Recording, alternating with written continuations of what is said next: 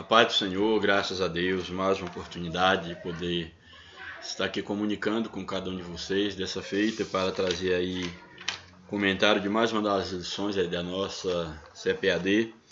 Hoje é a lição de número 12, a penúltima lição aqui desse ano, e estamos utilizando aí a lição do trimestre passado, o terceiro trimestre, a lição aí de adultos. Lições essas que nós vimos até aqui girando em torno do livro de Jó. E a lição de hoje agora vai nos apresentar um nível de discurso de Jó, não discutindo agora, ou não discussando agora diante dos seus amigos, mas tendo agora que discursar, ou pelo menos ouvir Deus, que até então Jó tinha falado.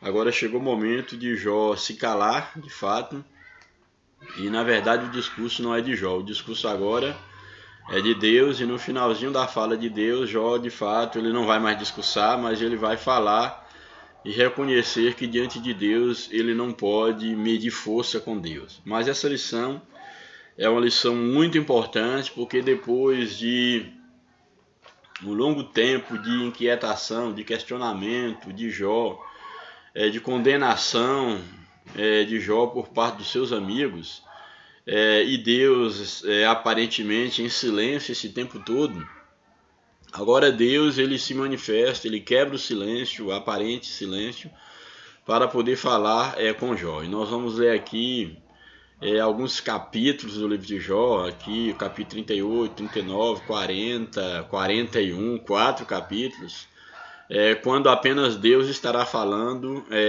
respondendo a Jó, na verdade, respondendo a toda a inquietação de Jó, e Jó o tempo todo calado. E aí no capítulo 42, no último capítulo, Jó então ele vai responder, porém já de uma maneira totalmente diferente, isso já no último capítulo do livro de Jó. Então é uma lição muito importante, e eu sei que, pelo menos para mim, essa lição me enriqueceu bastante.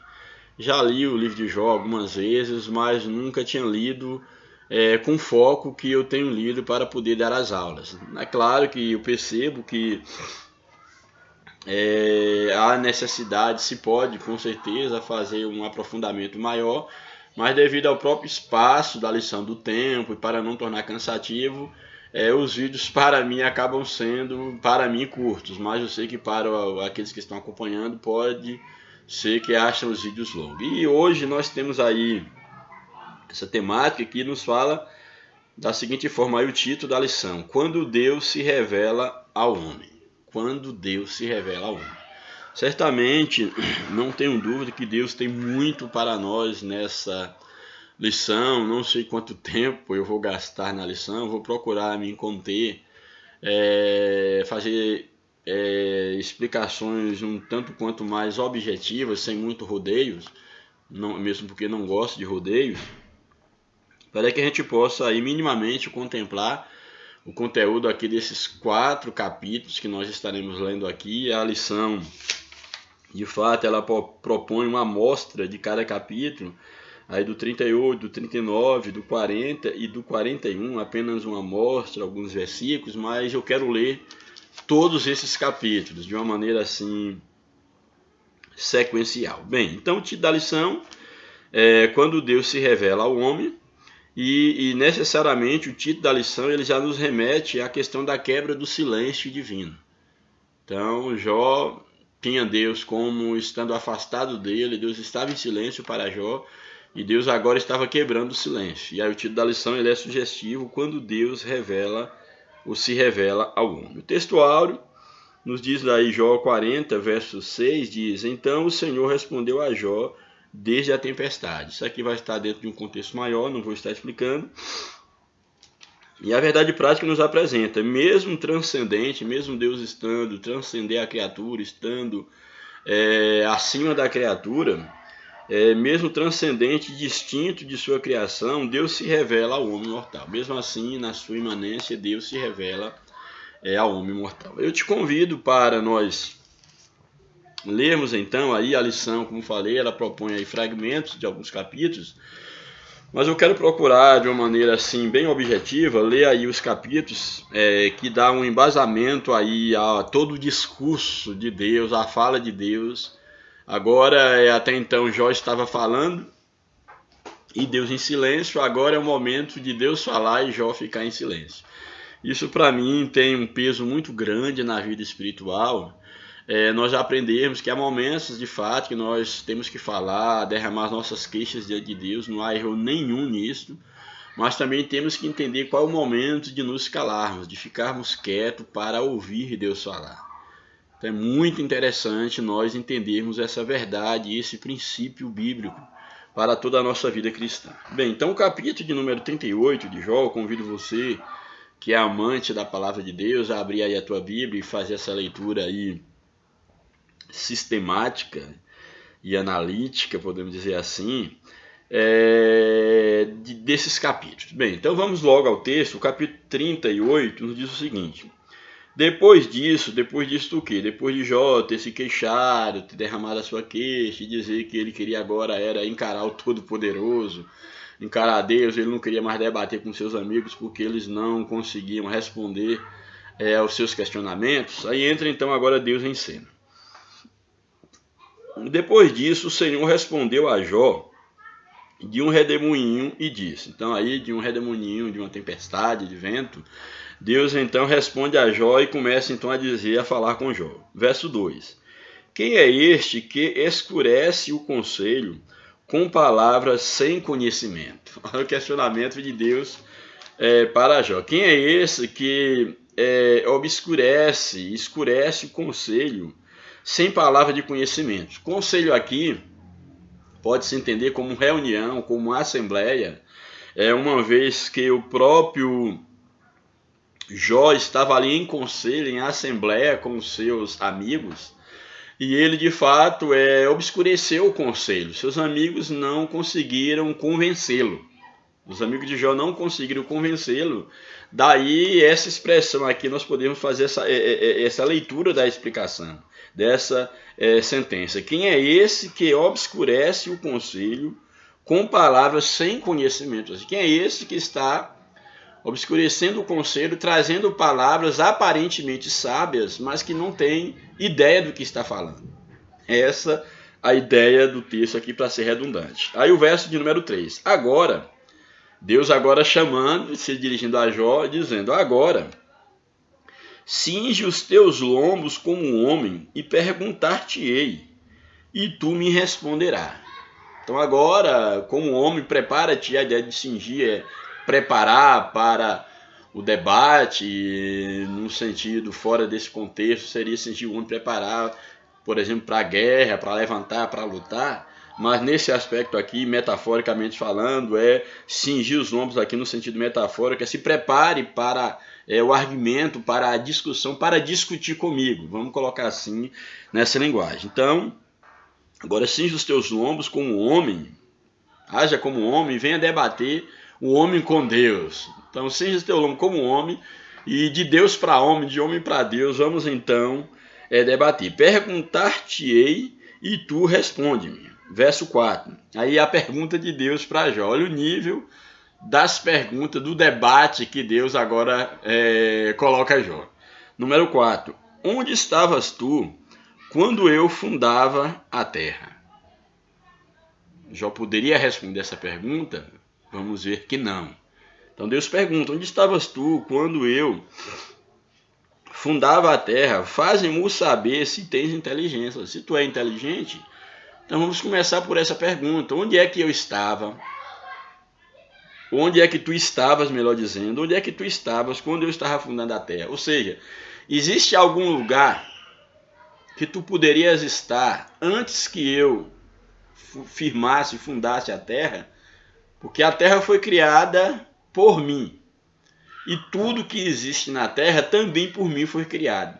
Porventura tu estavas em outro lugar, em qualquer lugar que não foi criado por mim, para que você possa de fato poder me encarar, para que você possa ter a ousadia de dialogar comigo, debater de igual para igual?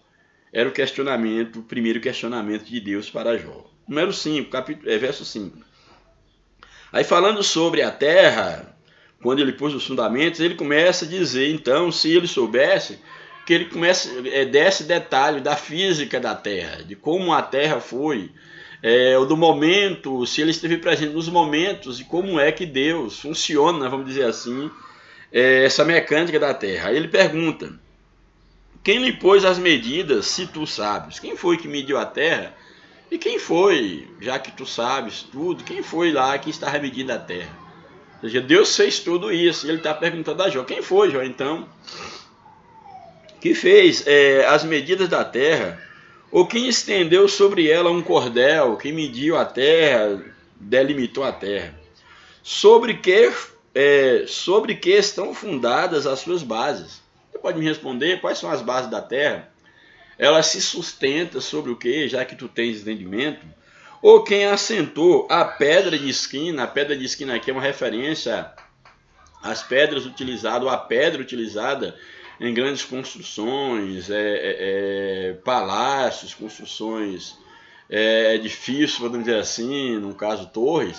E geralmente a pedra de esquina era uma pedra enorme que dava, além de sustentação a todo o edifício, era aquela pedra que também ela dava o esquadro para, no caso, a fundação. Era a partir dela que se esquadrejava-se toda a fundação para se levantar qualquer obra, qualquer uma torre, um edifício, uma fortaleza. Havia então essa pedra de esquina para levantar esses grandes templos, monumentos da época, podemos dizer assim. Então ele vai perguntar sobre que estava fundada a terra, ou quem assentou para a terra estar firme a pedra de esquina, quando as estrelas da alva juntas alegremente cantavam. Estrelas da alva aqui fala exatamente uma referência aos anjos, quando as estrelas da alva cantavam junto, e os filhos de Deus também é uma referência a anjos. E aí a estrela, alguém pode também fazer uma ligação, no caso aí a ideia dos próprios corpos celestes, uma vez que aqui logo um pouco mais à frente fala da ideia dos filhos de Deus rejubilavam, que aqui é uma referência mais clara e mais clássica no tocante aos anjos. Então, quando as estrelas da alva, da manhã, alegremente cantavam, e todos os filhos do homem, os filhos de Deus jubilavam. Então, quem estava acompanhando quando desse momento da fundação da terra, onde tu estavas, melhor dizendo, verso de número 8, ou quem encerrou o mar com portas, quando transbordou e saiu da madre, ou seja, quando o mar foi criado. Isso aqui é fantástico. Quando o mar foi criado, quando ele saiu da madre, quem foi que encerrou as portas do mar? Quem foi que deu limites? Quem fechou a porta do mar para que ele possa atuar dentro dos limites estabelecidos, para que ele não possa ir pela porta. Porta aqui fala de tanto de acesso quanto não acesso, não deixar entrar ou sair. Ele pergunta então para Jó, quem encerrou no mar com portas, quando transbordou do ventre ou saiu da madre, quando eu pus nuvens por sua vestidura, por cima do mar, e a escuridão por envolvedouro, quando passei sobre ele o meu decreto e lhe pus portas e ferrolhos, e disse, até aqui virás, e não mais adiante, e aqui se quebrarão as tuas ondas empoladas. Ou seja, Deus pergunta para Jó, quem foi que fez isso? Onde você estava? Quando os fundamentos da terra, os limites do mar, ele foi colocado que apesar das suas fortes ondas, ele não ultrapassa os limites que foi estabelecido. Ou seja, Deus está dizendo para Jó que há uma sabedoria na criação, e há um domínio, não só na sabedoria, mas há um controle. Deus permanece no controle de tudo, que o mar, apesar das suas ondas fortes, empoladas, ele não sai do seu limite, porque há um limite estabelecido por quem o criou. E aí Deus está exatamente perguntando para Jó, onde ele estava, onde estavas tu, quando os fundamentos da terra foi colocado, quando estendeu sobre ela um cordel, quando o mar saiu da madre, onde tu estavas? Tu já existias? E Jó, é claro, calado, porque não tinha o que responder. Aí na sequência do capítulo, verso 12, ou desde os teus dias, desde ontem, ou desde os teus dias, deste ordem, a madrugada, ou mudaste a alva do seu lugar, desde quando existe a madrugada e a alva, quem deu ordem, quem tirou, colocou, no caso, a madrugada no seu espaço, a alva que mudasse do seu lugar. Aí ele coloca, para que agarrasse nas extremidades da terra e os ímpios fossem sacudidos dela. Tudo mostrando aqui, ó, em relação a essa relação da criação do mar, das ondas do mar, dos limites a ser estabelecida, porque anteriormente a ele vai dizer, e disse até aqui virás em relação às ondas, até aqui virás e não mais adiante, e aqui se quebrarão as tuas ondas empoladas, ou desde os teus dias, deste ordem, a madrugada, ou mostraste a alva o seu lugar, quer dizer, espaço da madrugada, cada um dentro do seu limite, para que agarrasse nas extremidades da terra e aos ímpios fossem sacudidos dela. Tudo se modela como um barro sobre o selo e se põe como um vestes. Ele mostra que tudo está modelado, tudo está planejado, tudo está traçado como um barro, como um vaso, como um barro, tudo está modelado. Ó. Tudo se modela como o barro, sob o selo se põe como um veste. E dos ímpios se desvia a sua luz, e o braço altivo se quebranta.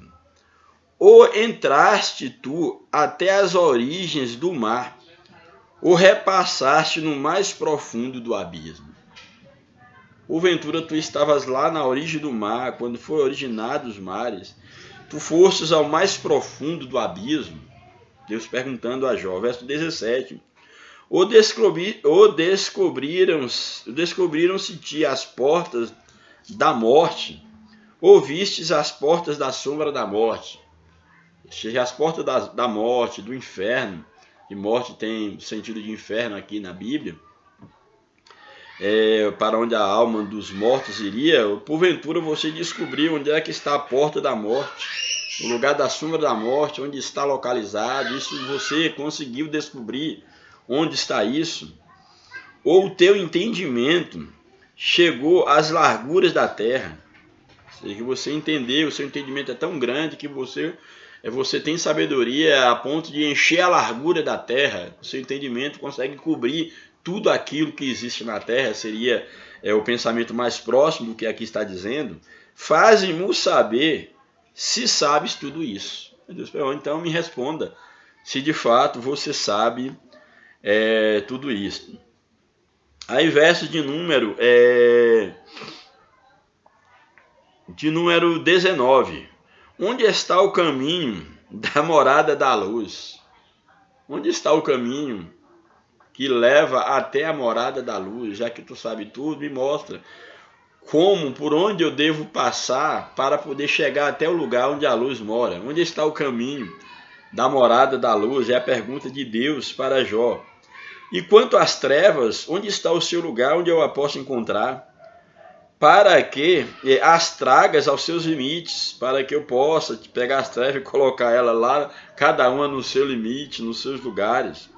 Para que eu as traga aos seus limites e para que saibas as veredas da sua casa, de onde mora as trevas, de onde mora aí, no caso, a luz. E aí ele prossegue, de certo, tu o sabes, porque já então eras nascido, e porque é grande o número dos teus dias. Aqui é um carregado de ironia, aqui essa figura de linguagem aqui na fala divina, carregada de ironia, pois vai dizer, olha, de certo, diante dessas perguntas da origem da terra, do caminho da luz, das trevas, a origem do mar, os fundamentos de tudo, por certo, Jó, por certo você já sabe. Por quê? Porque antes disso você já era nascido, então certamente você vai saber me responder, porque tu já era nascido, porque é grande o número dos seus dias, tu és mais antigo do que a própria terra, do que o próprio céu, do que os próprios fundamentos da terra e do mar, então certamente tu saberás me responder. Aí é uma ironia divina. O verso de número 22. Ou entraste tu até os tesouros da neve e viste os tesouros. Isso aqui eu acho muito interessante, eu chamo tua atenção para o verso número 22, que às vezes a gente lê um texto na Bíblia 22 e 23 e a gente não percebe, até mesmo a gente leitor, que é leitor da Bíblia, nós que somos leitores da Bíblia, às vezes não percebemos determinada coisa que há num texto aparentemente que não fala de um determinado assunto. Então aqui nesse texto aqui, segundo a minha leitura e o pouco conhecimento que eu tenho da Bíblia e de escatologia, nós temos aqui um texto com um teor escatológico aqui no livro de Jó, uma passagem escatológica. Que nós vimos aqui, por exemplo, aí o verso de número 22 e 23 diz o seguinte: Deus perguntando a Jó: ou entraste tu até os tesouros da neve e viste os tesouros da Saraiva, como alguns... a pronúncia é aportuguesada. Então aqui fala dos tesouros, a expressão que eu quero chamar a atenção é dos tesouros da Saraiva. Fala de tesouro, fala um lugar onde se guarda algo de valor, bens, entendeu? Algo que está guardado, entesourado, escondido. Tesouro geralmente fica escondido. Então aqui Deus fala, ou entraste tu até os tesouros da neve e viste os tesouros da Saraiva. Aí verso 22, que eu tenho, que eu retenho, Deus dizendo, eu retenho esses tesouros, que eu retenho até o tempo da angústia, até o dia da peleja e da guerra. Então aqui esse texto aqui diz que esses tesouros da Saraiva, eles estão retidos por Deus até o tempo da angústia, até o dia da peleja e da guerra. E a Bíblia fala de um tempo de angústia, chamado da angústia de Jacó, que também nós conhecemos dentro do campo escatológico como a grande tribulação. E aqui Deus, falando para Jó, diz que esses tesouros da Saraiva, eles estão retidos para o tempo da angústia, para o dia da peleja e da guerra.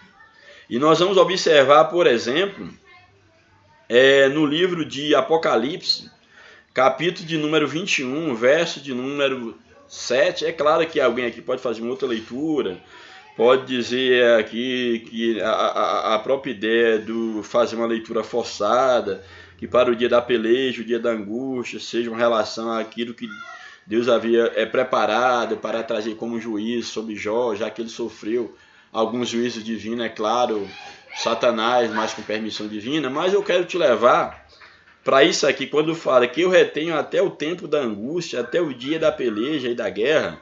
Apocalipse capítulo de número 16, o verso de número 21.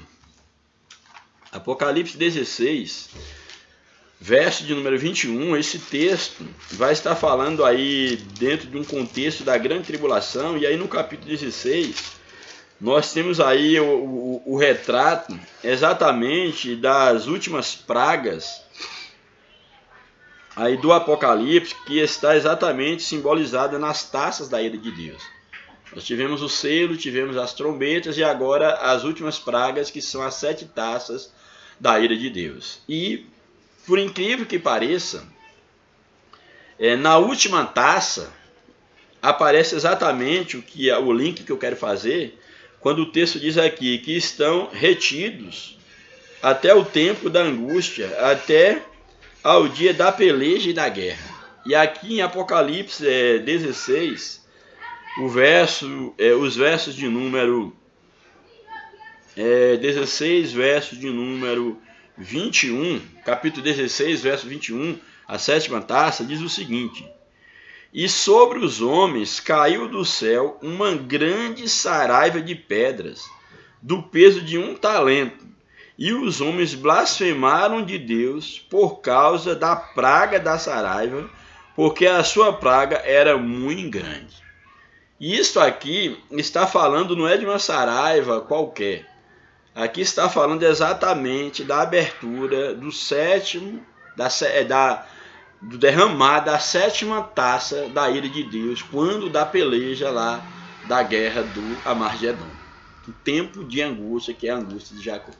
E aqui, Deus está conversando com Jó, voltando ao que nós estávamos, e falando exatamente, olha, ou entraste tu até os tesouros da neve e vistes os tesouros da Saraiva, que eu tenho até o tempo que eu retenho esses tesouros até que chegue o tempo da angústia, até o dia da peleja e da guerra. Deus faz essa pergunta. Então, tu entrasse nesse tesouro e percebeste lá, no caso, essas saraivas que eu tenho reservado até o dia da guerra, até o dia, esse dia de angústia que há de vir, Deus pergunta para Jó. Verso 24, dando aí continuidade. Onde está o caminho em que se reparte a luz e se espalha o vento oriental sobre a terra? Olha o que Deus está perguntando.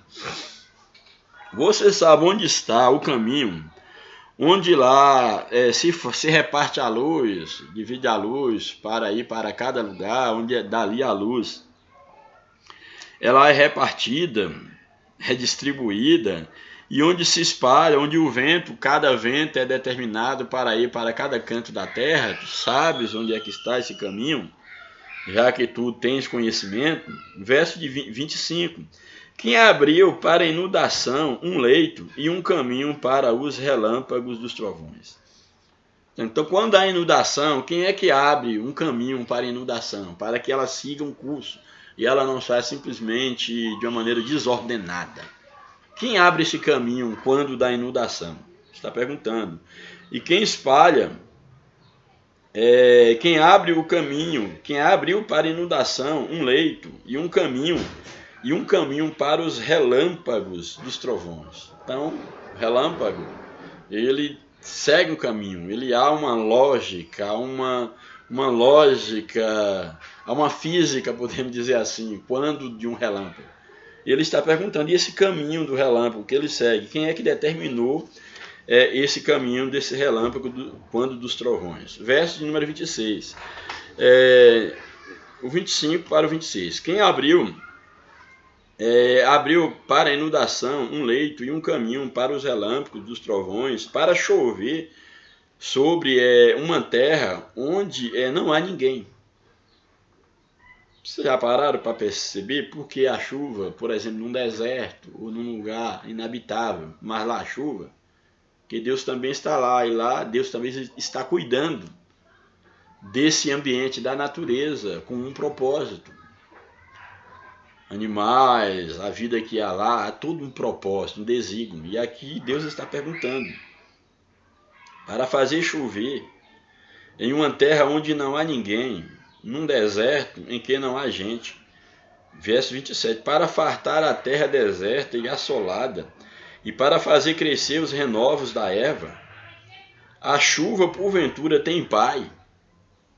Jó pergunta, Deus pergunta para Jó, a chuva porventura tem um pai? Que cuida dela, que manda, que dá ordem a ela? Ele pergunta, a chuva porventura tem pai? Ou quem gera as gotas de orvalho? De que ventre procede o gelo? De onde sai tudo isso? Quem é que comanda tudo isso? E quem gera a geada nos céus? Quando debaixo de pedras as águas se escondem e a superfície do abismo se coalha. Tudo isso feito em forma de pergunta. Ou poderá, aí no verso 31 desse capítulo 38, aí Deus pergunta, ou poderás tu ajuntar as cadeias dos 7 estrelas? Ou seja, 7 estrelas aqui é um conjunto, uma constelação, um conjunto de 7 estrelas, que elas viajam aí no espaço, não cai assim, e possui assim uma direção e uma velocidade aí, vamos dizer, determinada, estabelecida. E aí Deus está perguntando, ou poderás tu pegar os 7 estrelas, ou seja, as 7 estrelas que viajam no espaço, no caso que possui, no caso uma distância, uma da outra, no caso um direcionamento, cada um com um direcionamento. E ele está dizendo, poderás tu pegar essas 7 estrelas, os 7 estrelas, no caso reunir, juntar os 7 estrelas, ou soltar os átilos de Órion, ou seja, a constelação de Órion.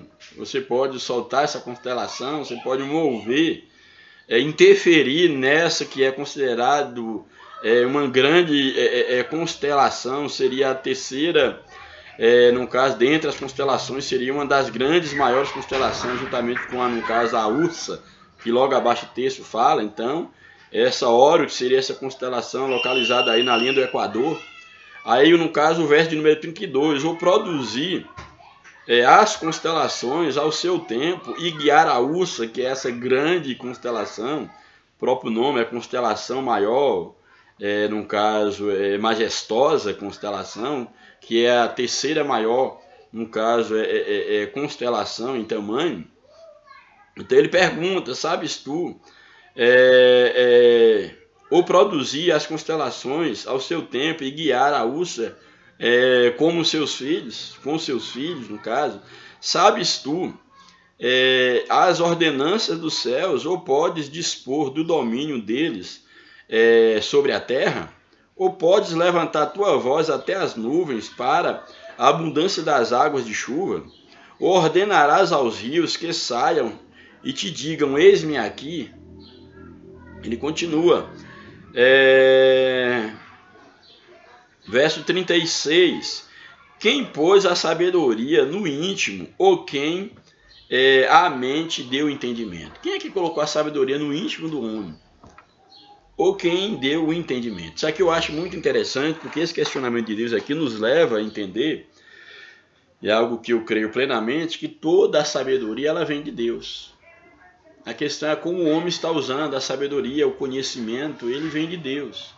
A ideia é como o homem está utilizando a sabedoria que ele tem recebido, a sabedoria humana.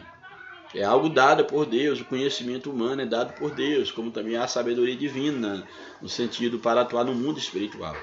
Mas o que Deus está questionando aqui, exatamente de uma maneira retórica, e já subentende que ele próprio é o pai do conhecimento, da sabedoria. Então ele pergunta isso para Jó. Quem pôs a sabedoria no íntimo, ou quem a mente deu o entendimento? É claro que nós temos que entender que tudo que Deus está perguntando aqui, já subentende que ele está respondendo que quem fez tudo isso foi ele. Por isso Jó não tinha a ousadia de estar, no caso, questionando. Essa é a ideia geral, no caso aqui do livro, desses capítulos do livro de Jó. Bem, aí na sequência, o verso 37, quem numerará as nuvens pela sabedoria, ou com odres, ou seja, com cântaros, com odres dos céus, quem os abaixará? Quem, no caso, vai medir, no caso, quem vai numerar as nuvens, com sabedoria ou com odres do céu, quem os abaixará? No caso, quem vai colocar no odre, no caso aqui as nuvens. Quando se fundem o pó numa massa e se pregam os torrões uns nos outros, quando um pó se torna numa massa, viram torrões uns nos outros, quem é que faz isso? Porventura caçarás tu presa para o leão, para a leoa, ou satisfarás a fome dos filhos dos leões? Ou seja, quem é que alimenta o leão e a leoa, os filhos dos leões? Porventura é tu que vai sair caçando alimento para esses animais? Eu já coloquei dentro do instinto de sobrevivência, já coloquei uma lei que governa, no caso, os animais, uma cadeia alimentar, por exemplo. Então Deus está questionando isso para Jó.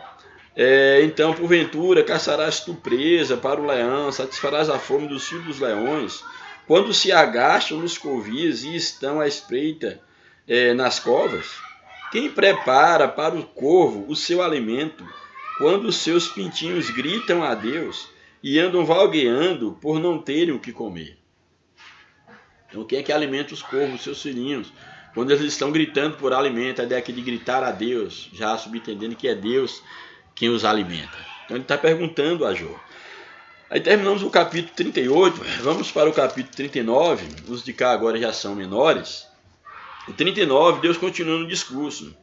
Sabes tu o tempo em que as cabras monteiras, ou seja, cabras que vivem nos montes, selvagens, a ideia aqui de monteja que vivem no monte, sabes tu o tempo em que as cabras monteses têm os filhos? Ou consideraste as dores das servas? Ou seja, tu sabe quando é que as cabras monteses, lá nos montes, quando elas têm filho? Ou consideraste as dores das servas? Serva aqui seria a fêmea do cervo, que seria o veado, no caso desse animal, na nossa linguagem. Então, tu sabe quando, no caso, as cabras monteses têm seus filhos, quando as cervas estão com dores para parirem seus filhos. Contarás os meses que cumprem, ou sabes o tempo do seu parto, aí das cabras monteses, e no caso, e das cervas. Elas encurvam-se para terem seus filhos e lançam fora de si as suas dores depois que parem. Seus filhos enrijam, ou seja, ficam fortes, crescem com o trigo, comendo trigo, no caso, cresce com o trigo, ele sai e nunca mais tornam para elas. Então, nascem, fortalece, cresce e fica independente. Quem é que faz tudo isso? Quem é que faz tudo isso? Fica independente e nunca mais volte para elas. Verso 5. Quem despediu livre o jumento montês, ou seja, quem deixou que o jumento montês vivesse no monte livre? Quem despediu livre o jumento montês? Quem soltou as prisões ao jumento bravo, aí não domesticado? A qual dei, a esse jumento, no caso, ao qual dei o ermo por casa e as terras salgadas por moradas? Quem foi que despediu esse jumento livremente? Ri-se do arruído da cidade, ou seja, não conhece, ri-se daqueles que estão domesticados. Ele ri-se do arruído da cidade. Não houve muitos gritos do extrator, dos arreios, daquele que cuida, que arreia os animais. Esses jumentos ri disso, eles não sabem o que é isso. São independentes. O que descobre nos montes é o seu pasto, que o que eles encontram no monte é o seu pasto, e anda buscando tudo que está verde. A autoindependência desses animais jumentos monteses. Aí ele continua aí o texto, continua aí o capítulo 39, o verso de número 9. Querer-te-á servir, querer-te-á, porventura você vai querer servir-te do unicórnio, ou ficará na tua cavalaria. Aqui o unicórnio aqui, que esse animal aqui é mitológico, e aqui também, segundo alguns estudiosos, aqui pode se referir a uma espécie de búfalo. Seria assim, numa linguagem, vamos dizer assim, um animal real, uma vez que o unicórnio é apenas uma mitologia. Mas aqui o texto diz, olha, querer-te-á, porventura, servir o unicórnio, ou ficará na tua cavalaria. Ou seja, porventura tu pode servir o unicórnio, cuidar do unicórnio, ou até mesmo utilizar do unicórnio, fazê-lo como um cavalo, montar no unicórnio, ou seja, num búfalo selvagem. Porventura você teria condição de fazer isso? Aí ele prossegue no verso 10. Ou amarrarás o unicórnio ao rego, ou seja, a um sulco, a um lugar, no caso, uma vala. Ou amarrarás o unicórnio ao rego, ao sulco, com uma corda, ou estorrarás após ti os vales, ou tornará o vale, no caso, num torrão, ao tratar e para pôr, no caso, o unicórnio, ou confiarás nele por ser grande a sua força, ou deixarás a seu cargo o seu trabalho. Ou seja, tu vai confiar no unicórnio, no caso nesse búfalo, porque ele é muito forte, né? Tu vai confiar nele e vai deixar o seu cargo, o seu trabalho. Ou seja, tu não vai trabalhar e deixar que ele trabalhe por você, já que você tem domínio sobre ele. Ou te fiarás dele, verso 12, fiar aqui é confiar, ou te fiarás dele, que te torne o que semeaste e recolhe a tua eira, ou seja, que ele vai colher a semente que tu plantar e trazer para a tua eira, vai confiar nele esse serviço. Aí ele vai dizer aqui, já aqui num outro contexto, esse questionamento da impossibilidade de Jó tratar assim um unicórnio, ou esse búfalo selvagem. Agora ele fala aqui de uma outra ave, de um outro animal. Verso 13, bate alegre a asa o avestruz, que tem penas de cegônia. Ele deixa os seus ovos na terra e os esquenta no pó. O avestruz deixa os ovos lá na terra, a terra que vai, vamos dizer assim, aquecer esses ovos, deixa os ovos na terra e os aquenta o pó. E se esquece de que algum pé os pode pisar, ou de que podem calcá-los os animais do campo. Então o avestruz coloca os seus ovos, sai, bate asas, vai embora, deixa esses ovos lá como se não fossem deles, esquece, não sabe, não tem entendimento para saber que alguém pode pisar, no caso, e quebrar todos os ovos. Ele faz dessa forma, ao invés de endurece-se para com seus filhos, tem um tratamento duro para com os filhos, como se não fossem seus. Debalde é seu trabalho, porquanto está sem temor. Porque Deus o privou de sabedoria, no caso, essa ave, o avestruz, e não lhe repartiu entendimento. A seu tempo se levanta ao alto, ri-se do cavalo, quando aqui, no caso, ele bate as suas asas aqui, como diz aqui, ao seu tempo levanta ao alto, ri-se do cavalo e do que está montado nele, o avestruz, dada a sua velocidade. Ou darás tu força ao cavalo, ou revestirás o seu pescoço de crina. E aí ele fala que dá a ideia do avestruz tratar os seus filhos dessa forma, como se não fossem seus, porque não tem entendimento, e deixando os seus ovos na terra, no pó, mas mostrando que ao mesmo tempo Deus cuida dos filhos dos avestruz. Deus cuida desses ovos. Essa é a sabedoria que Deus está querendo passar para Jó. E aqui ele vai continuando o seu discurso. Ou darás tu força ao cavalo de guerra, aqui, lembrando que aqui fala de um cavalo dentro de um contexto de um animal de guerra utilizado na guerra. Ou darás tu força ao cavalo, ou revestirás o seu pescoço de crinas, ou espantá-lo-ás como a gafanhoto. Terrível é o fogoso respirar das suas ventas, desse cavalo de guerra. Encrava a terra e folga a sua força, e sai ao encontro dos armados. Ri-se do temor, e não se espanta, e não torna atrás por causa da espada. Contra ele range aljava o ferro flamejante, lança e o dardo. Sacudindo-se e movendo-se, escava a terra e não faz caso do som da buzina. Aí continua. Ao soar das buzinas, diz ele, e de longe cheira a guerra, e o trovão dos príncipes e o alarido.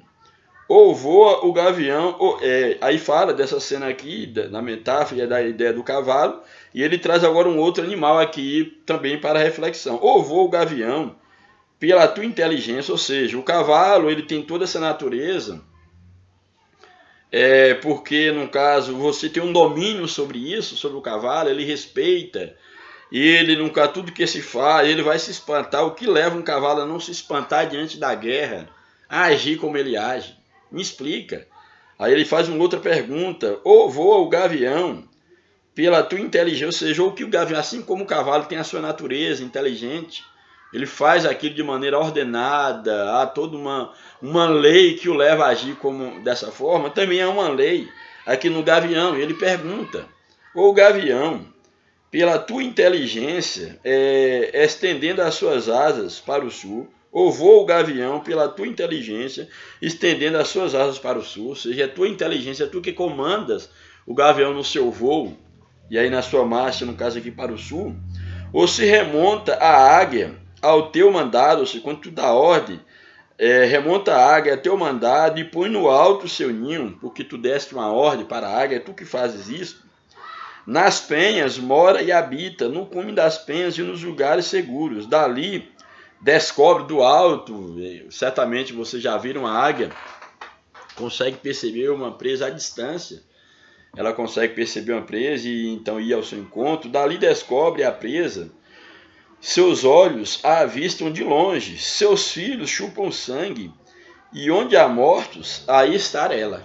Aí fecha aqui mais um capítulo do questionamento. Aí o capítulo 40, nós temos o seguinte: respondeu mais o Senhor a Jó e disse, porventura, o contender, aqui eu acho bem significativa essa parte aqui do discurso. Olha agora o que Deus fala diretamente aí a Jó.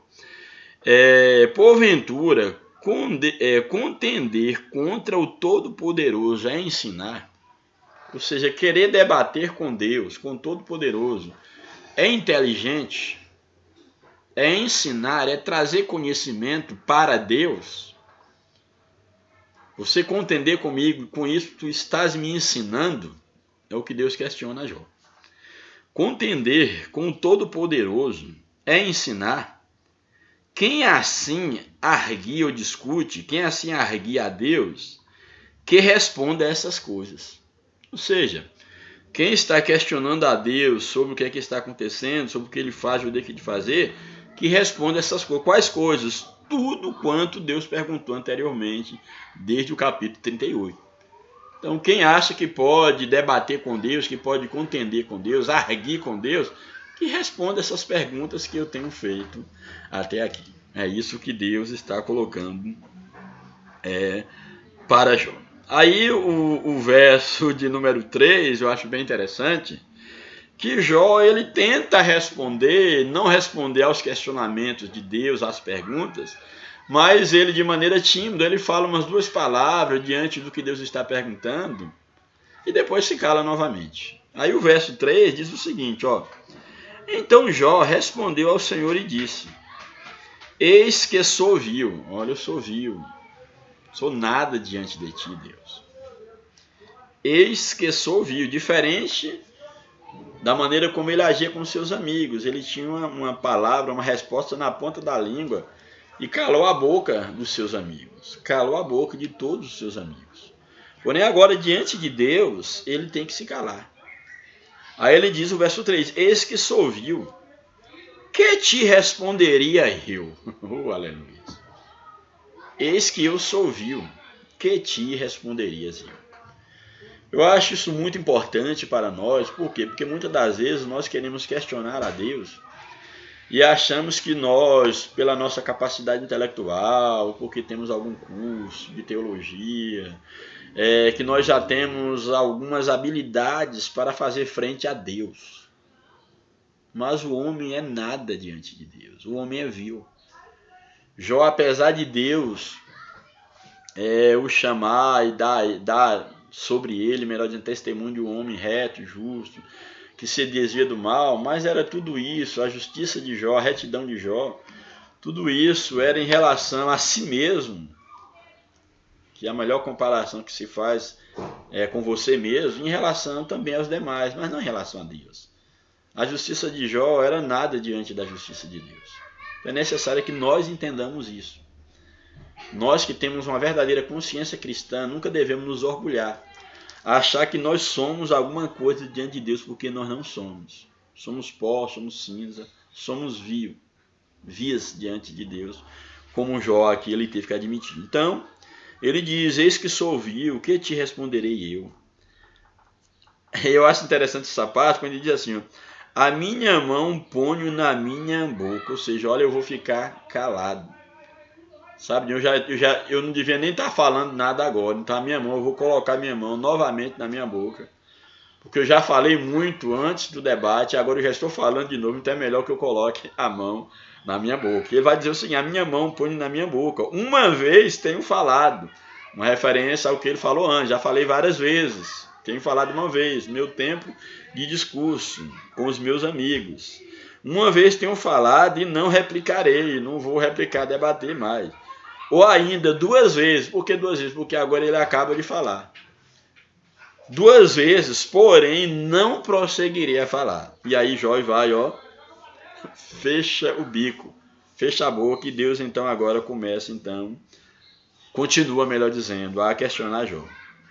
Então o Senhor, eu acho interessante que Jó não poderia responder uma pergunta sequer de Deus. Nenhuma. E por que Deus fez tantas perguntas para Jó? Se ele não podia responder nenhuma, nem a primeira, nenhuma delas Jó poderia responder. Aí nós vemos aqui um mistério, um propósito divino. Por quê? Porque para cada pergunta, Deus levava Jó a um ensinamento. E a Bíblia diz que tudo foi escrito para o nosso proveito, foi escrito. Então, se nós pegarmos aqui esses capítulos de Jó, nós vamos ver aqui a soberania de Deus, a majestade de Deus, o poder criativo de Deus.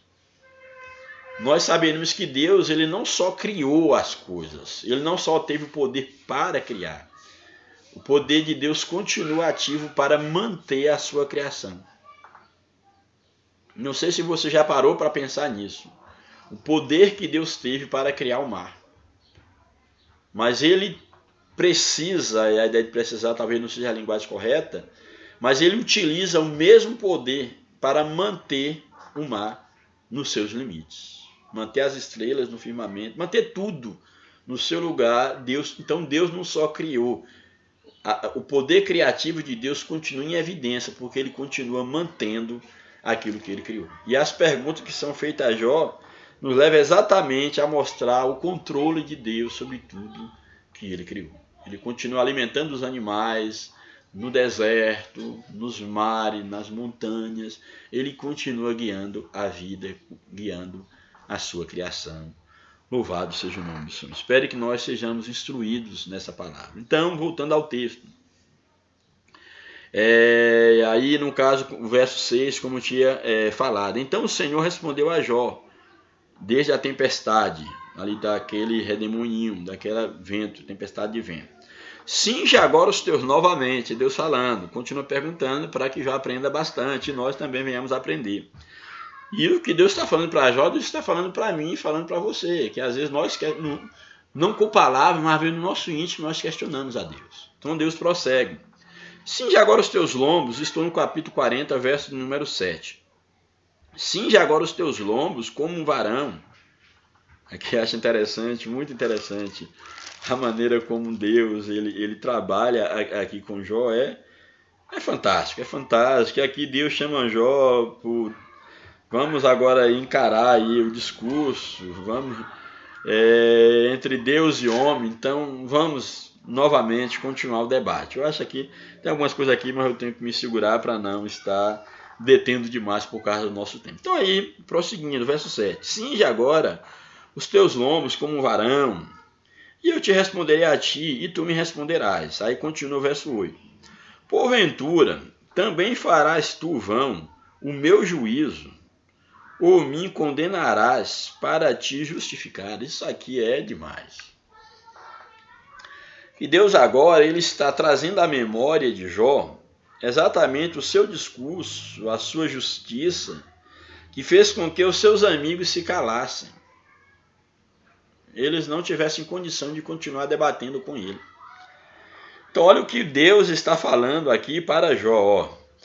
Porventura, também farás tu vão o meu juízo, ou seja, aquilo que eu estou, as razões que eu estou colocando diante de ti, os questionamentos que eu estou colocando, porventura tu também fará que tudo isso seja vão, tu me envergonharás.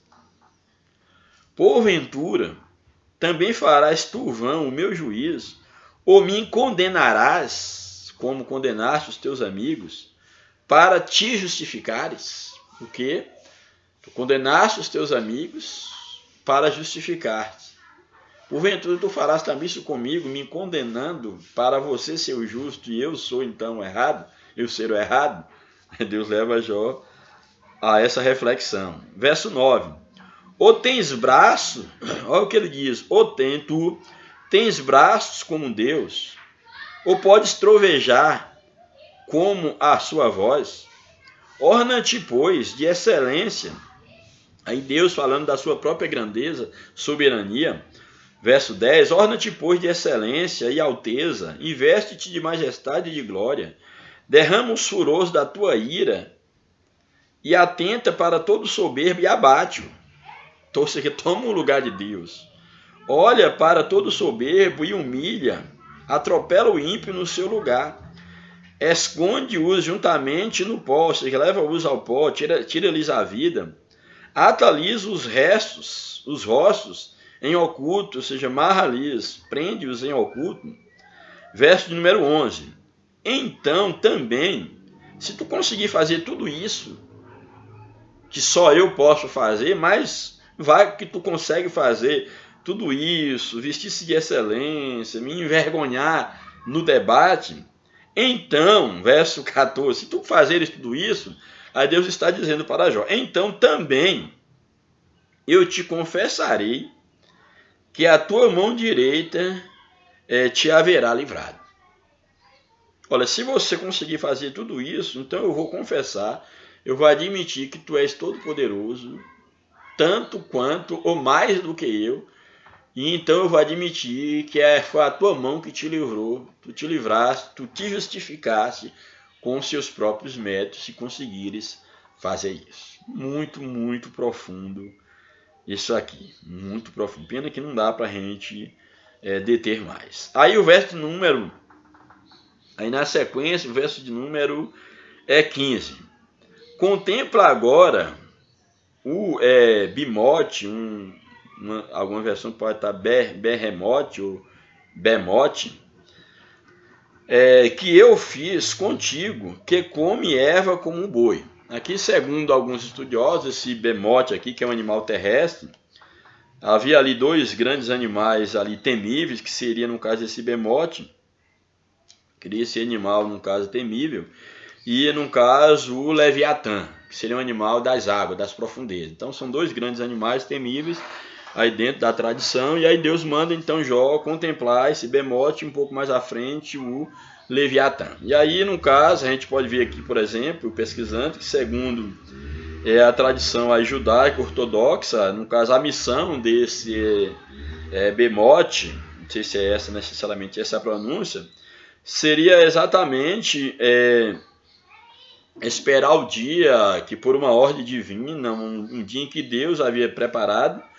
que ele seria usado por Deus para poder matar o Leviatã. Então, esse bemote, segundo essa tradição ortodoxa judaica, haveria um dia determinado por Deus em que esse bemote mataria o Leviatã, e ele, então, no caso, ele seria, ao matar, no caso, o Leviatã, essa criatura dos mares, ele seria, então, vamos dizer assim, ele seria honrado por isso, uma vez que essas duas criaturas aí, no caso, são criaturas temíveis, seria o bimote e o leviatã, uma no caso da terra, que seria o bimote, e o leviatã, uma criatura marinha, que seria uma criatura aí, o leviatã seria uma criatura parecida com uma baleia, esse tipo de criatura é o leviatã, e esse bimote seria, para alguns, seria como se fosse, segundo algumas tradições, algumas leituras, inclusive, seria a leitura assim, uma das mais assim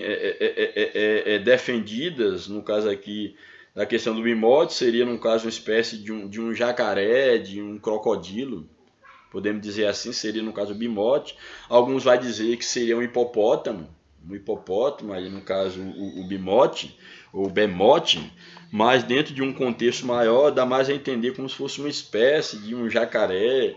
Alguns fazem até a leitura como se fosse um animal pré-histórico, mas esse tipo de animal, que era um animal que na terra também ele entraria na água, no caso na lama principalmente, mas é um animal também terrestre.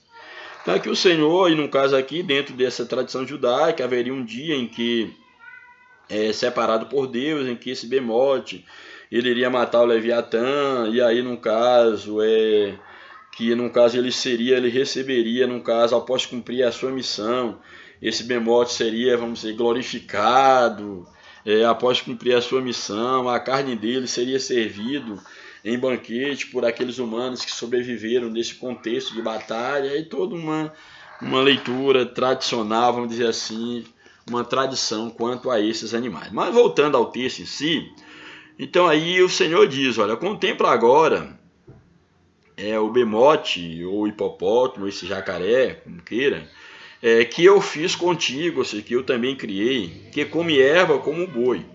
Eis que a sua força desse bemote, aqui, inclusive aqui na lição, também nos apresenta com esse nome aqui, que há textos que vai estar apresentando esse nome com H, berremote. Eu acho que também aqui, num dado momento aqui, quando eu estiver aqui só apresentando, como se fosse com H, bermote, ou bermote, seria no caso esse tipo de animal. Então diz o seguinte, olha,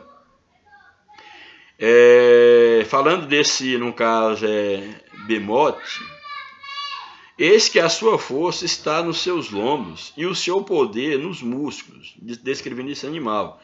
A sua força está nos seus lombos, o seu poder nos músculos do seu ventre. Quando quer, move a sua cauda como cedro. Os nervos das suas coxas estão entretecidos. Os seus ossos são como tubos de bronze, e a sua ossada é como barras de ferro. Ele é obra-prima, e alguns podem pegar aqui e pode se levar então a ideia da obra-prima, pensar como os primeiros animais, como o dinossauro, ou obra-prima no sentido de ter sido feito com um certo primor. Mas tudo que Deus fez foi muito bem feito. Então ele é obra-prima dos caminhos de Deus.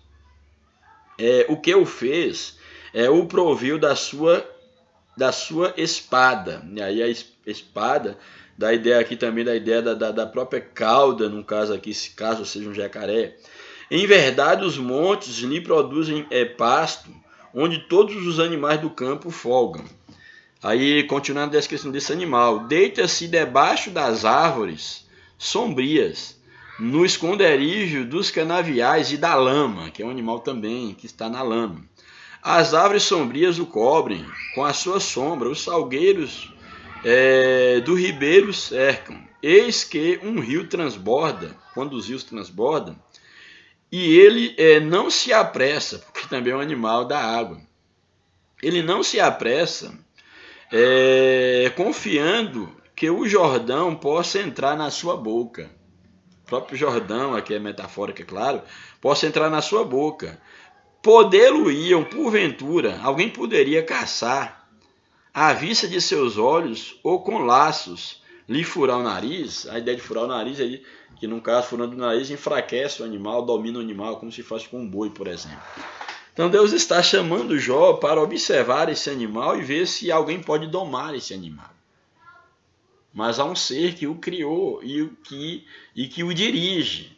No caso, para os lugares, para a alimentação, para o seu próprio limite, vamos dizer assim, territorial.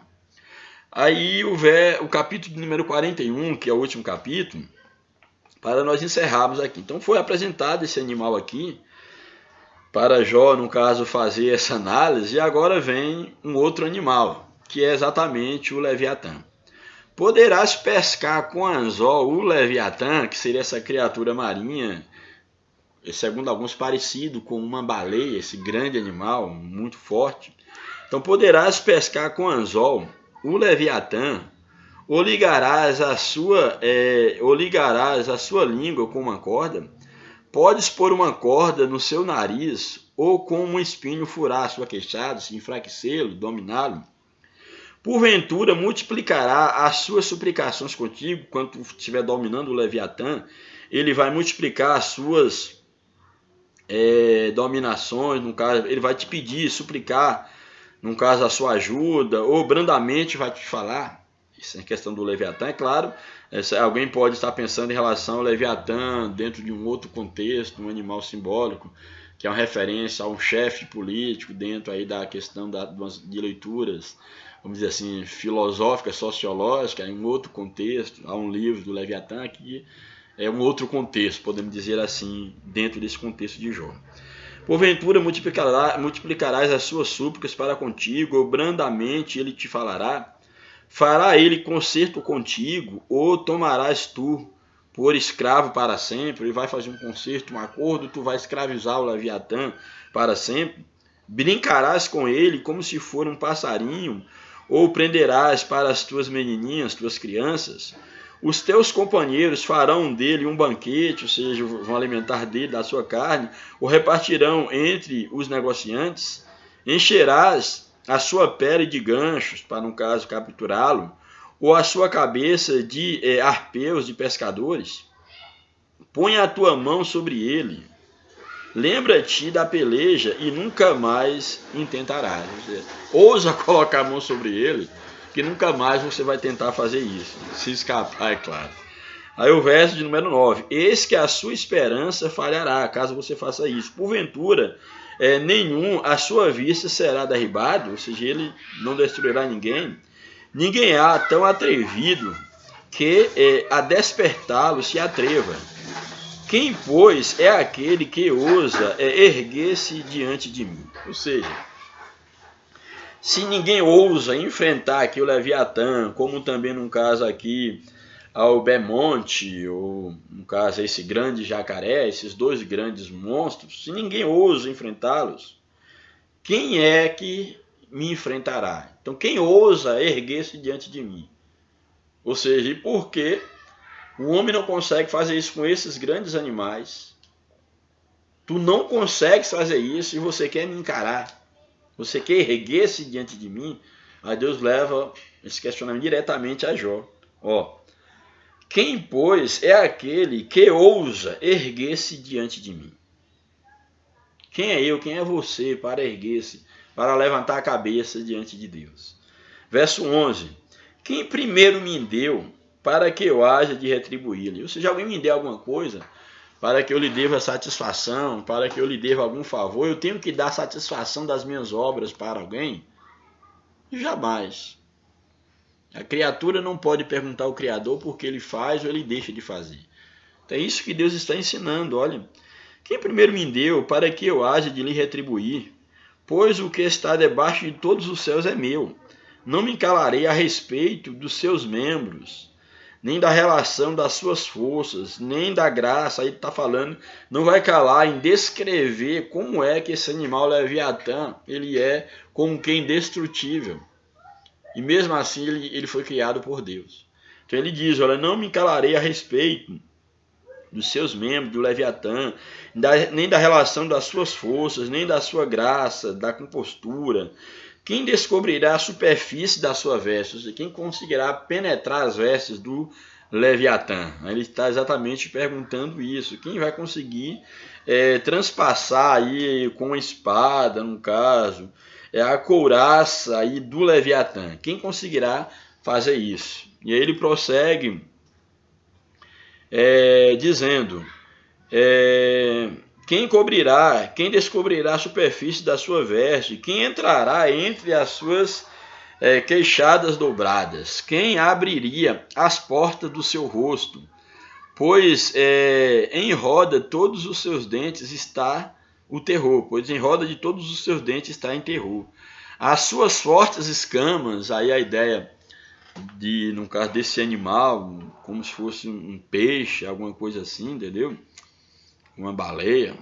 As suas fortes escamas são excelentíssimas, cada uma fechada como um selo apertado. Uma a outra se chega tão perto que nem um assopro passa entre elas. Umas às outras se ligam tanto, umas às outras se ligam,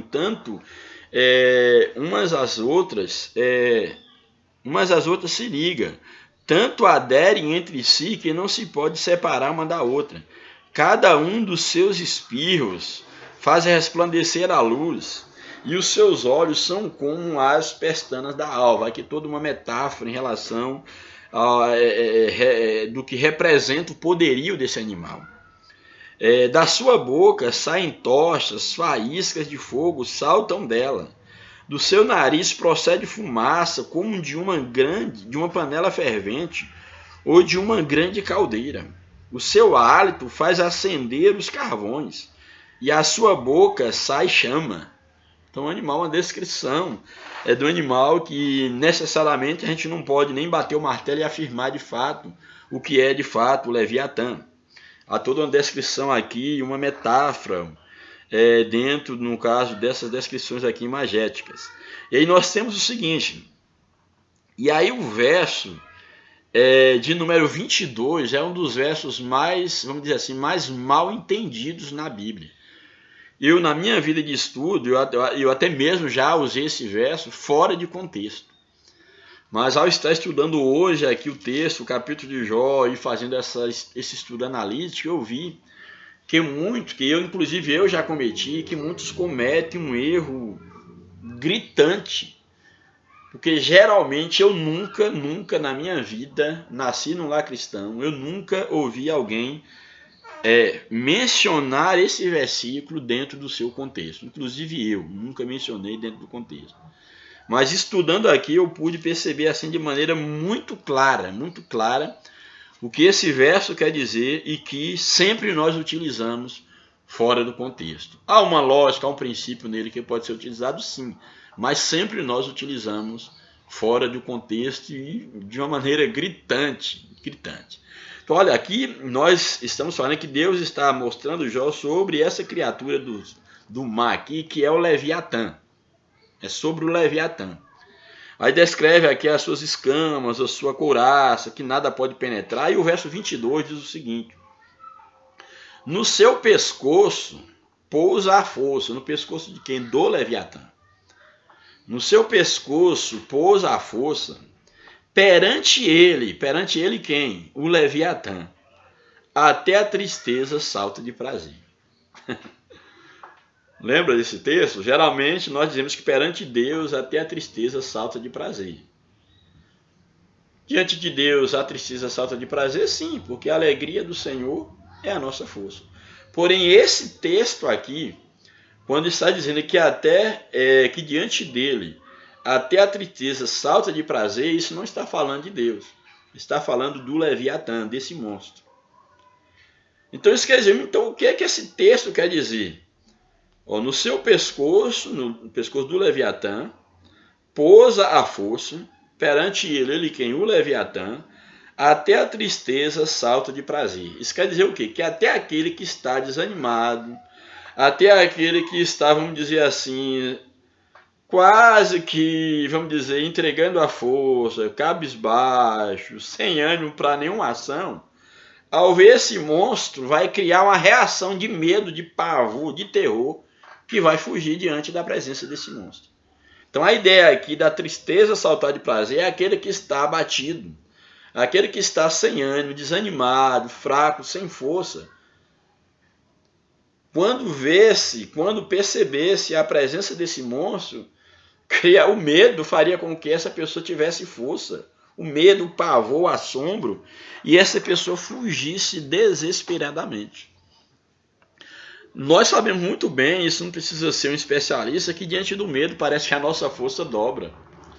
Aí você está ali sem força para nada, quando você vê um animal, uma fera, alguma coisa assim, ou algum perigo iminente, um cachorro na rua, dá exemplos mais claros. Por exemplo, que eu já morei na roça, quando já levei mesmo criança ainda, mas já levamos algumas carreiras no carro de vaca, de boi, e você tem uma força e uma ligeireza, uma rapidez, e às vezes você sobe numa árvore e depois que o animal vai embora, você não sabe nem como descer.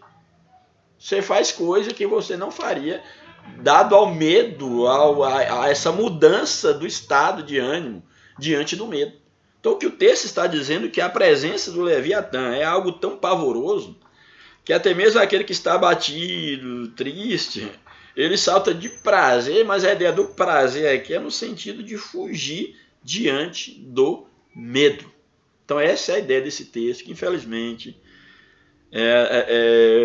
peço perdão a Deus e até quem já me ouviu falando um texto desse fora de contexto, mas o contexto aqui descobri que é esse o contexto desse texto. Então Leviatã, ele é tão terrível que tem a sua força no seu pescoço e que perante ele a tristeza salta de prazer, ou seja, aquele que está frouxo, aquele que está sem ânimo, se anima pelo medo para fugir da sua presença.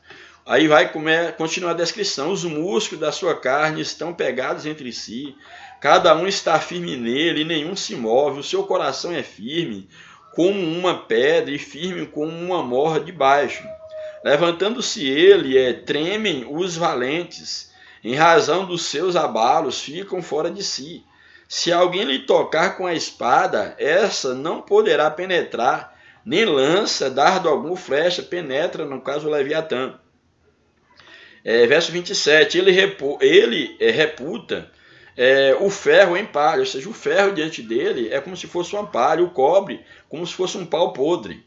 A seta não o fará fugir, as pedras das fundas se lhe tornam em restolho. As pedras atiradas são para ele como arestas. Ri-se do brandir da lança, ele vai rir, zombar da lança. Debaixo de si tem conchas pontiagudas, estende-se sobre coisas, ele estende-se sobre coisas pontiagudas como se estivesse na lama. nada fere o seu casco, a sua pele. As profundezas, que aí falando do lugar da sua habitação, as profundezas faz ferver, no caso a sua presença, o seu calor, chega a fazer com que as profundezas venham a ferver. As profundezas faz ferver como uma panela, torna o mar como quando os ungüentos fervem, dado o calor do seu corpo. Após ele, alumia o caminho, aparece o abismo, tornando em brancura de cães. Parece o abismo, tornando em brancura de cães. Na terra não há coisa que se lhe possa comparar, pois foi feito para estar sempre, ou melhor, estar sem pavor. Foi feito para não ter medo de nada. Essa é a descrição do Leviatã. E aí o verso 34 fecha o capítulo 41. Todo o alto vê, é rei sobre todos os filhos de animais altivos. No caso aqui, essa figura do Leviatã. Então Deus fez todos esses questionamentos de Jó, para Jó. Ele fecha aqui os questionamentos, mostrando esses dois animais aqui, o Bemote e o Leviatã, mostrando que são animais com os quais os homens não têm poder, mas eles foram criados e estão submissos ao poderio divino. Então, Deus leva Jó a questionar se ele pode domar esses animais, se ele pode responder a todos os questionamentos de Deus e, por fim, domar esses dois animais. Se ele puder fazer tudo isso, então ele está à altura de poder questionar a Deus. E aí a ideia é que diante de Deus, como diz uma música muito linda, a nossa posição é questionar ou adorar. Questione ou adore. Então, Jó ele vai aprender muito bem a lição.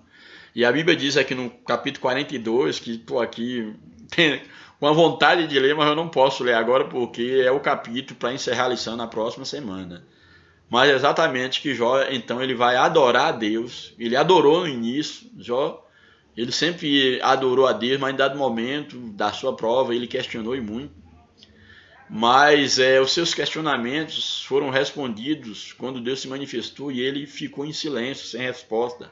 O silêncio de Jó era exatamente porque ele tinha todos os seus questionamentos respondidos por Deus e ele não tinha como debater com o Criador. E aí agora, ao invés de questionar, ele vai novamente adorar a Deus como ele o fazia antes da sua provação. Então, aqui foi os textos do contexto. Já temos aí 1h e 17 minutos. Só dessa leitura dos textos. Eu vou agora apresentar a lição assim de uma maneira mais corrida, pois o meu interesse era apresentar os textos mesmos, mas eu vou estar lendo um pouco a lição. Então aí a lição, como nós vimos, o título da lição é Quando Deus se revela ao homem, ou seja, quando Deus quebra o silêncio. A introdução da lição, não há necessidade de ler, que nós já sabemos do que se trata.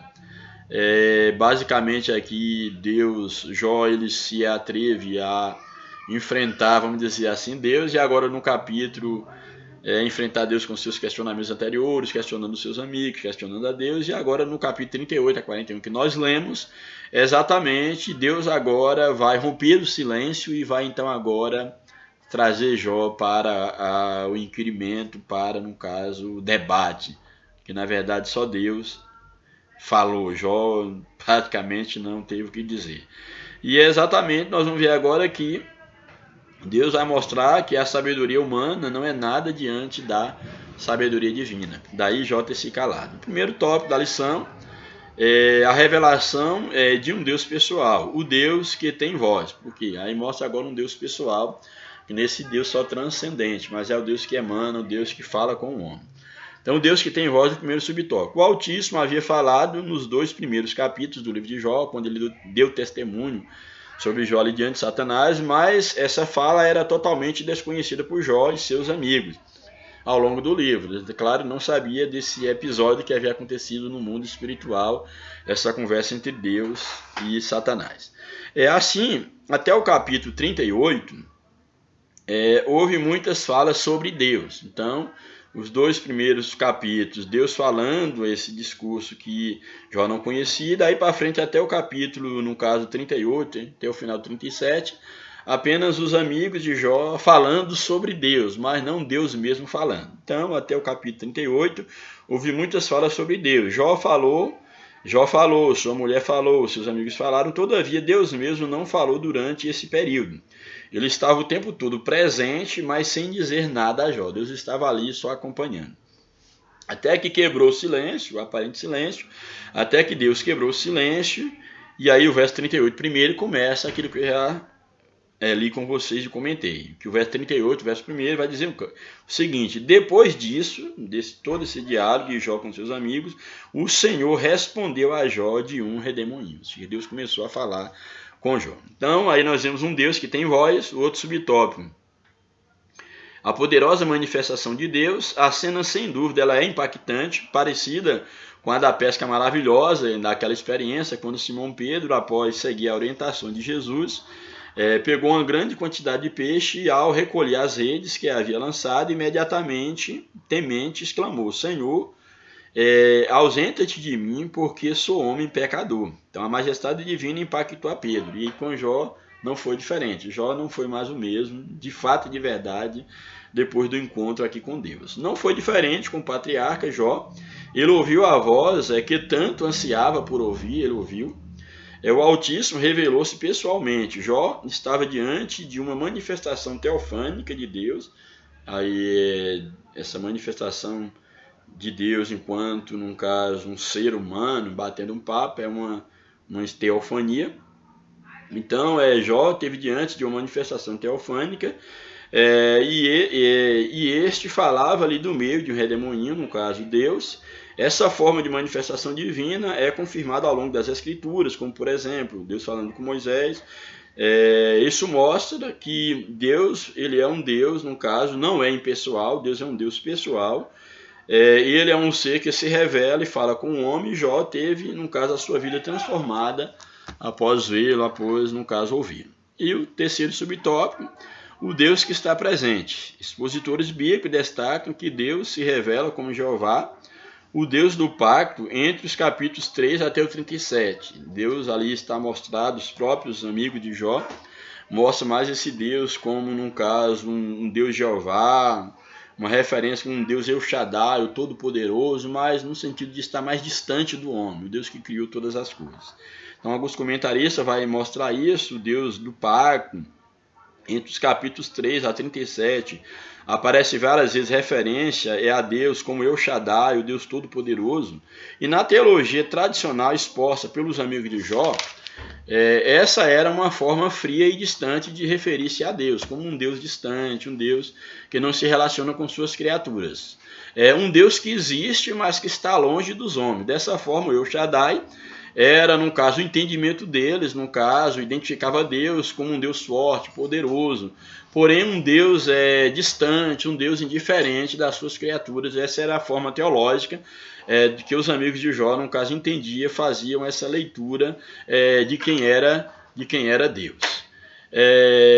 Essa visão tradicional de Deus acabou por exaltar a sua soberania. É claro, havia uma exaltação da soberania divina em detrimento exatamente do amor e da misericórdia de Deus. Então, os amigos de Jó exaltavam a soberania de Deus, mas ignoravam a sua compaixão, a sua misericórdia. Então, nesse contexto, Jó clama, por encontrar com Deus, uma vez que só lhe era apresentado um Deus soberano, mas não um Deus amoroso e misericordioso. Jó, então, ele vai almejar por encontrar com Deus e chegar, no caso, diante do seu trono, poder debater com Deus. Esse era o grande dilema, no caso de Jó, porque ele pensava que Deus o havia abandonado. Então, por isso que ele queria conversar com Deus para colocar as coisas a limpo. O patriarca nada sabia dos bastidores celestiais, onde o diabo apostou na sua falta de integridade. Havia todo no caso ali, um enredo que envolvia a situação de Jó. Ele não sabia a razão do silêncio de Deus, daí toda a sua angústia e desespero por sentir-se sozinho e abandonado. Para ele, o Criador se escondeu para não ouvir a sua defesa, mas o grande propósito do livro de Jó revela que, mesmo quando estamos às escuras, andando somente por fé e não por vista, Deus está presente e próximo de nós. Então aqui é interessante porque Deus, ele é um Deus presente, e Jó pôde perceber isso. O tópico 2 da lição tem como título aí a revelação de um Deus sábio. Primeiro subtópico, na mecânica celeste. Deus convida Jó a contemplar o universo e vê-lo como funciona. Nós já vimos isso no capítulo 38, não vou entrar em detalhe. Mostrando o quê? Que há uma mecânica celeste que rege os fenômenos naturais, no caso os mares, aí a terra, o fundamento da terra, etc.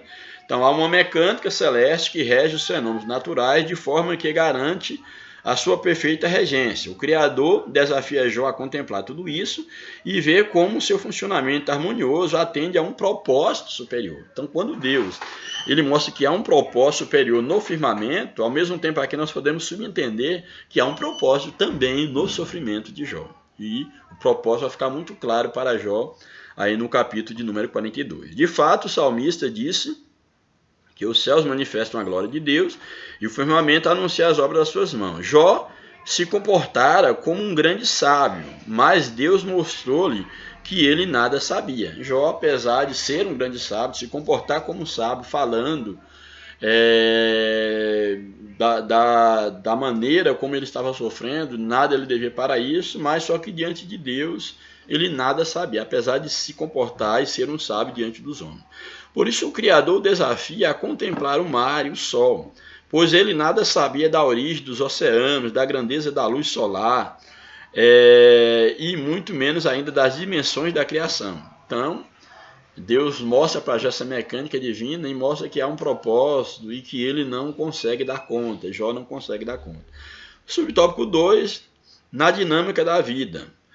Se Jó nada sabia sobre a ordem da criação, muito menos saberia sobre a providência divina para mantê-la. Se ele não sabia como foi criado, muito menos como se sustentava tudo aquilo. Jó deveria ser capaz de responder as seguintes questões, que ele não conseguiu nenhuma. Por exemplo, como veio a existir a criação, como ela é preservada? Saberia Jó explicar como um Deus fez para alimentar os leões e seus filhotes? Como as cabras montesas conseguiram dar crias a seus filhotes e protegê-los dos predadores? E sobre o jumento e o boi selvagem, e o avestruz, o cavalo de guerra, o falcão, a águia, sobre tudo isso, ela não tinha o que responder.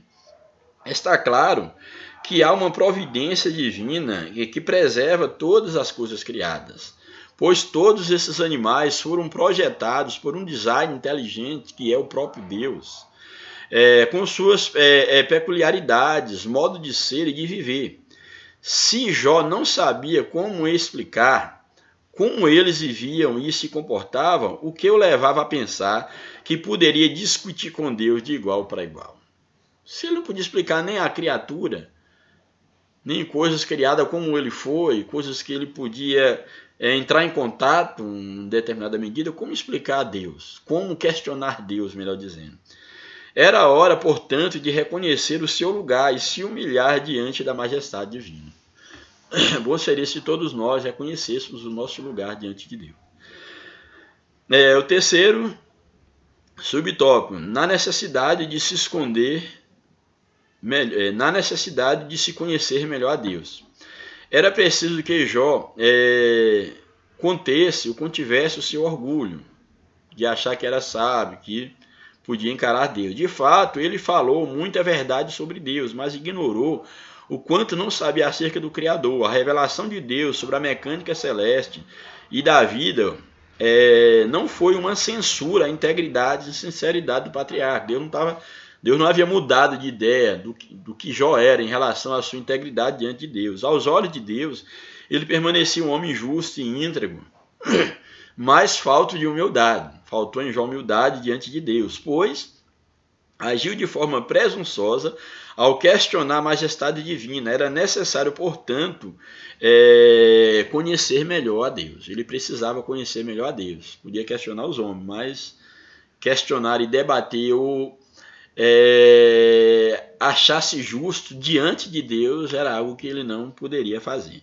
Cada contorno da criação, cada formação de uma vida e cada ato de preservação da criação é Deus, dando-se a conhecer ao ser humano. Reconheçamos o agir do Criador no universo e em nossa vida. Então Deus nos ensina, um próprio dia demonstra conhecimento a outro dia. E o último tópico da lição, o tópico 3, o Bermote, e o Leviatã, que é o que nós vimos lá, pode ser Bemote aqui, ou Behemoth, não sei como é a tradução, e o Leviatã.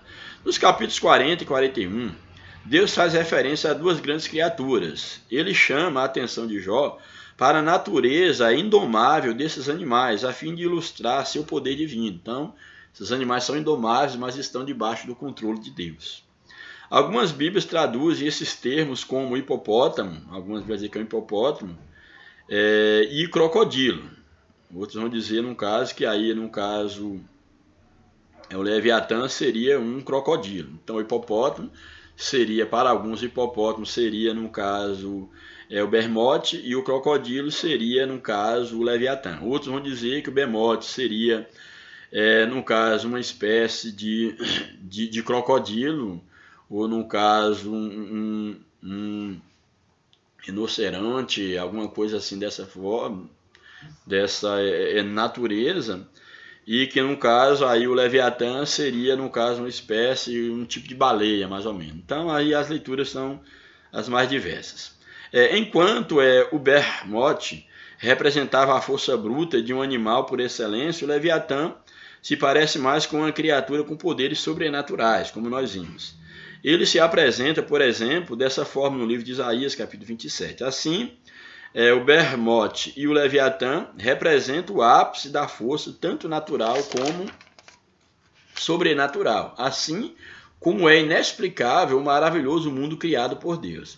Mesmo poderosos, o Behemoth e o Leviatã estavam debaixo das mãos de Deus. Então, esses dois seres, mesmo poderosos, eles estavam debaixo do controle de Deus. E aí o último subtópico é justiça e graça. Se Jó não é capaz de lidar nem com o Behemoth, nem com o Leviatã, então como poderia tratar desse mundo complexo? Ele agiria com justiça ao tratar dos complexos dilemas da humanidade? Jó seria justo se ele não trata nem consegue dominar os animais, como ele trataria dos conflitos da sociedade? Deus deseja mostrar a Jó o seu erro ao dizer que o Criador não havia sido justo com ele nem com o ímpio. Então Deus queria mostrar a Jó quando ele questiona a justiça de Deus em tratar bem o ímpio e punir ele que é justo. Então Deus quer ensinar a Jó sobre isso. Nesse sentido, Jó seria capaz de tratar com o mundo de forma melhor do que Deus, como deu indiretamente a entender nas suas argumentações. Ele poderia fazer melhor do que Deus na distribuição da justiça, vamos dizer assim. Ele não era capaz de domar sequer duas criaturas criadas por Deus. Logo, a mais poderia ser igual ou mais justo que o próprio Criador, nem muito menos se auto-justificasse diante dele. Só a graça de Deus poderia justificá-lo. Ele dependeria somente da graça divina. Não há nada que possa justificar o ser humano diante de Deus, senão a sua maravilhosa graça. Louvado seja Deus.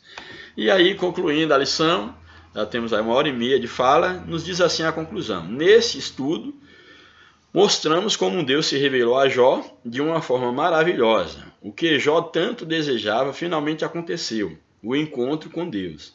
Este se revelou a Jó não para recriminá-lo, mas para revelar-lhe o quão imperfeito ele era e o quanto conhecia pouco acerca da majestade divina. O Criador mostrou a Jó que, apesar de seu silêncio, no caso Deus estar em silêncio, ele sempre esteve presente no controle de todos os acontecimentos, cabendo, portanto, ao homem louvá-lo em toda e qualquer situação. Maravilhoso esse texto. Espero que minimamente eu tenha aí conseguido passar para cada um de vocês aí um pouco dessa lição e que Deus possa abençoar de maneira poderosa e que nós possamos entender e aprender, não precisando passar, é claro, pelo sofrimento que Jó passou e não chegar a todos os questionamentos que Jó chegou, mas que nós possamos entender que Deus, ele é um Deus que fala. Ele é um Deus que ele está presente, mesmo no silêncio, Deus está presente e Deus ele tem o tempo certo para falar conosco, que é a maneira certa para nos tratar. Jó não entendia isso, por isso ele falou do que ele não entendia. Mas depois de toda a prova de Jó, nós iremos na próxima semana, lição número 3 aí do capítulo, do último capítulo 42 do livro de Jó. Nós vamos ver que de fato Jó ele aprendeu. É uma grande lição da parte de Deus. A vida de Jó foi totalmente mudada, radicalmente mudada. E aí, nesse capítulo 42, nós vamos aprender muito sobre qual era o propósito final de Deus diante da dificuldade de Jó. Então, que Deus nos abençoe, que o Senhor ele possa continuar falando ao nosso coração de maneira poderosa. Oreis por nós e Deus continue vos abençoando e desejo aí um Feliz Natal para cada um de vocês, que a bênção do Senhor esteja sobre a sua vida e a sua família. Oreis por nós, em nome de Jesus. Amém e obrigado pela atenção.